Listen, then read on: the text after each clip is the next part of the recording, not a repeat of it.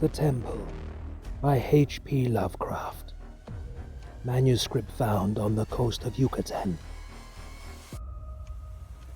On August 20, 1917, I, Karl Heinrich Graf von Oldberg Ehrenstein, Lieutenant Commander in the Imperial German Navy and in charge of the submarine U-29, deposit this bottle and record in the Atlantic Ocean at a point to me unknown, but probably about north latitude 20 degrees, west longitude 35 degrees, where my ship lies disabled on the ocean floor. I do so because of my desire to set certain unusual facts before the public.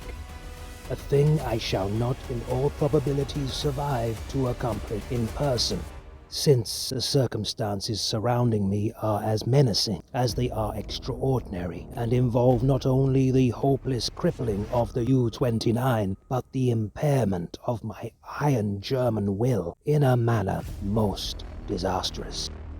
On the afternoon of June 18, as reported by the wireless to the U-61, bound for Kiel, we torpedoed the British freighter Victory, New York to Liverpool, in north latitude 45 degrees 16 minutes, west longitude 28 degrees 34 minutes, permitting the crew to leave in boats in order to obtain a good cinema view for the Admiralty record. The ship sank quite picturesquely, bow first, stern rising high out of the water, whilst the hull shot down perpendicularly to the bottom of the sea. Our camera missed nothing, and I regret that so fine a reel of film should never reach Berlin. After that, we sank the lifeboats with our guns and submerged. When we rose to the surface about sunset, a seaman's body was found on the deck, hands gripping the railing in a curious fashion. The poor fellow was young, rather dark, and very handsome, probably an Italian or Greek, and undoubtedly of the Victory's crew. He had evidently sought refuge on the very ship which had been forced to destroy his own.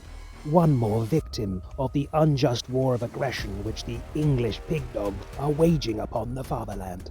Our men searched him for souvenirs and found in his coat pocket a very odd bit of ivory carved to represent a youth's head crowned with laurel. My fellow officer, Lieutenant Cleanser, believed that the thing was of great age and artistic value, so took it from the men for himself. How it had ever come into the possession of a common sailor, neither he nor I could imagine.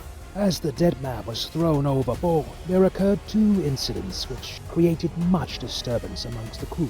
The fellow's eyes had been closed, but in the dragging of his body to the rail, they were jarred open, and many seemed to entertain a queer delusion that they gazed steadily and mockingly at Schmidt and Zimmer, who were bent over the corpse. The boatswain, Muller, an elderly man who would have known better had he not been a superstitious Alsatian swine, became so excited by this impression that he watched the body in the water and swore that after it sank a little, it drew its limbs into a swimming position and sped away to the south under the waves.